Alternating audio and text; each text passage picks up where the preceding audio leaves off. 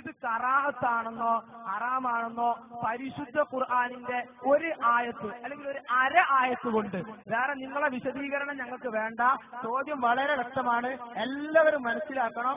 പരിശുദ്ധ ഖുർആനിൽ നിന്ന് ഒരു ആയത്ത് മൗലിദാഘോഷം, സുന്നികളെ നടത്തുന്ന മൗലിദാഘോഷം ഹറാമാണ് അല്ലെങ്കിൽ കറാഹത്താണ് എന്നതിന് ആയത്താണ് വേണ്ടത്.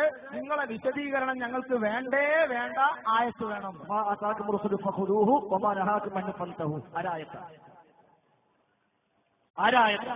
മുസ്ലിം ആ പണി നിർത്തിക്കാണ്. നിങ്ങൾ ആവറ ഏർപ്പാടല്ലോ, ഇതൊന്നും നേട്ടപ്പണ അവിടെ പോയി പറ്റും. വളരെ മാന്യമായി നടക്കുന്ന വേദിയാണ്. നിങ്ങൾ എന്താ മനസ്സിലാക്കിയത്? ഇത്ര വ്യക്തമായിട്ട് പരാമർശിച്ചിട്ട് നിങ്ങളെ വിചാരം നിങ്ങൾക്ക് ഉറപ്പുണ്ട് ഇത് റസൂലുള്ളാഹിക്ക് പരിചയമില്ല എന്നുള്ളത്. എന്നെക്കാൾ നിങ്ങൾക്കറിയാം, അതുകൊണ്ടൊക്കെ അല്ലെങ്കിൽ പറയണ്ട. നിങ്ങൾ എത്ര പോസ്റ്റർ പൊട്ടിച്ചത്, എത്ര ഫ്ലക്സ് ഈ നാടന്മാരെ പറ്റിക്കാൻ, ഈ മനുഷ്യന്മാരുടെ കിരുന്നല്ലോ. നിങ്ങൾക്ക് സത്യം വിശ്വസിച്ചിട്ടാണ്, നിങ്ങളെ പക്ഷെ സത്യമുണ്ട് വിശ്വസിച്ചിട്ടാ ഈ സാധാരണക്കാരുടെ കിരുന്നത് അല്ലെങ്കിൽ കൂക്കി വിടുന്നത് ഇവിടുന്ന്.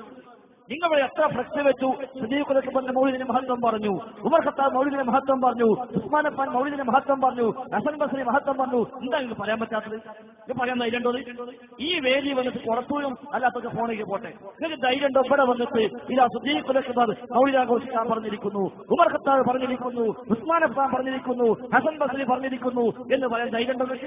ഇവിടെ ഫ്ലക്സ് ഒട്ടിക്കുമ്പോൾ അതൊക്കെ പറയും. എന്നിട്ട് ഇവിടെ വന്നിട്ട് ആരായത്ത് ഞങ്ങൾക്ക് ആയത്ത് കുറിക്കുന്ന ഏർപ്പാടില്ല, ഫുൾ ആയത്താ പറയും.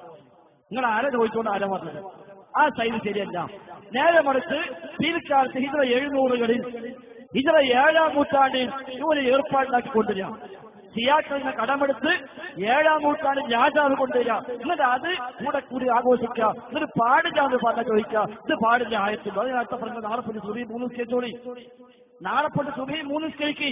എന്നിട്ട് മമ്മൂമിയോട് പറയും, ഒരൊറ്റ ആയത്ത് 3 നിസ്കരിക്കാൻ പാടില്ലാതെ കൊണ്ടുവരാത്ത കാലത്തോളം ഞാൻ 3 നിസ്കരിക്കും എന്ന് നിങ്ങൾ പറയും. 1 നിസ്കരിക്കലുണ്ടെങ്കിൽ നിങ്ങൾ ആ ചെയ്യേണ്ടത്.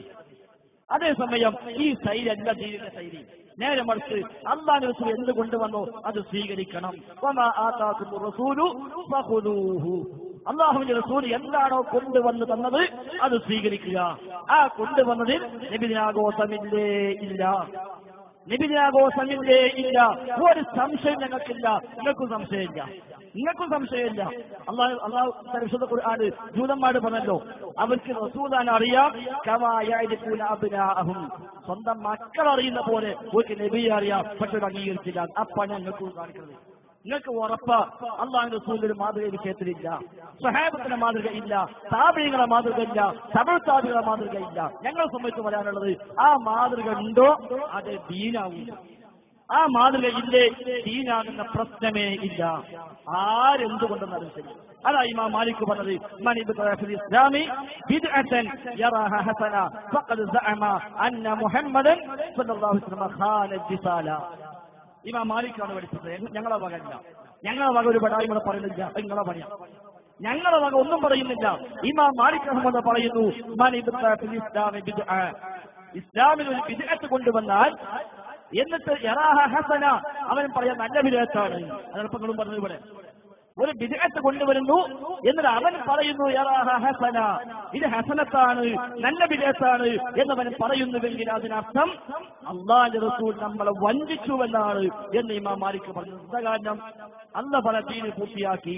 മോലേമാര് പറയാം പൂർത്തിയാക്കിയ ദീനില്ലെങ്കിലും പിന്നുണ്ടാക്കാൻ പറ്റും. അതിന്റെ അർത്ഥം എന്താ? എനിക്ക് നമ്മൾ പറ്റിച്ചതല്ലേ? പടച്ചോൻ പോലെ ദീനെ പൂർത്തിയാക്കി. നിങ്ങളെ പോലത്തെ മോലേമാര് പറയാ ആ പൂർത്തിയാക്കിയ ദീനിൽ കാണൂല, എന്നാൽ ശരിക്കായിട്ടുണ്ടായില്ല, എന്നാ പാടില്ലാതെ ആയത്തുണ്ടോ? അതിനർത്ഥം നബി നമ്മളെ പറ്റിച്ചു. അതൊരു സുന്നിയായ പ്രശ്നമല്ല. ഇത് ജയിച്ചത് പറഞ്ഞ് അങ്ങോട്ട് കൊണ്ട് പറഞ്ഞ് തോൽക്കാൻ ജയിക്കാനുള്ള ഏർപ്പാടൊന്നല്ല.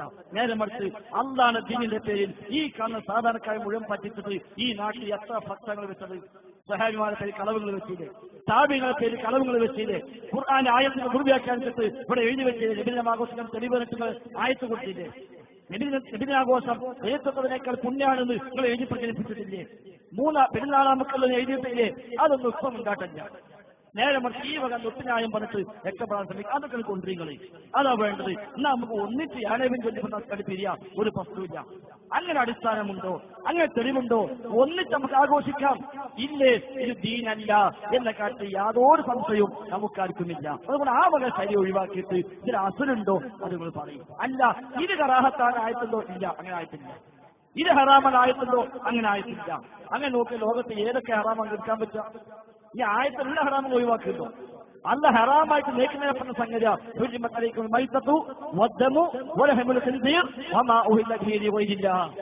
പന്നിമാംസം ഹറാമാണ്, അത് ഒഴിവാക്കി. ശവം ഹറാമാണ്, അത് നിങ്ങൾ ഒഴിവാക്കി. രക്തം ഹറാമ, അത് നിങ്ങൾ ഒഴിവാക്കി. അല്ലാഹുവിന്റെ പേര് പ്രഖ്യാപിക്കപ്പെട്ട ബലിമൃഗം ഹറാമാണ്, ഒഴിവാക്കിയിട്ടുണ്ടോ? വ്യക്തമായ ആയത്ത. അല്ലാഹുവിന്റെ പേര് നേർച്ച നേരപ്പെട്ടത്, അല്ലാഹുവിന്റെ പേര് ബലിയർക്കപ്പെട്ടത് ഹറാമാണ് വ്യക്തമായിട്ട് പഠിച്ചത് ആയത്തിറക്കിയിട്ട് നിങ്ങൾ സ്വീകരിച്ചോ? ചോദ്യം കേട്ടാൽ ഹറാം എന്ന ആയത്തുണ്ടായാൽ നിങ്ങൾ ഇപ്പൊ ഹറാം ഒഴിവാക്കുന്നു. എല്ലാ ഹറാമും മുഴുവൻ വാരിപ്പോൾ നടക്കും ചെയ്യാം, എല്ലാ ആയത്തുണ്ടോ ചോദിക്കും ചെയ്യാം. അവിടെ ആ ശൈലി മുഖ്യാലെ നല്ലതല്ല. ഹറാം എന്ന് പറഞ്ഞ് ഞാനല്ല, മാലിക് മദ്ഹബിലെ പ്രഗത്ഭനായ പണ്ഡിതൻ അല്ലാമ ഉമർ അൽ ഫാക്കിഹാനി അദ്ദേഹമാണ് പറഞ്ഞത്, വലം യബ്ഖ ഇല്ല അൻ യകുന മക്റൂഹൻ ഔ ഹറാമാ. ഒന്നുകിൽ കറാഹത്താകും അല്ലെങ്കിൽ ഹറാമാകും. എന്തുകൊണ്ട്? ദീനിന് ബിദ്അത്തുണ്ടാക്കലാണ്, അത് ഹറാമാണ് എന്ന ന്യായമാണ് അദ്ദേഹം പറഞ്ഞിട്ടുള്ളത് എന്നാണ് സൂചിപ്പിക്കാനുള്ളത്.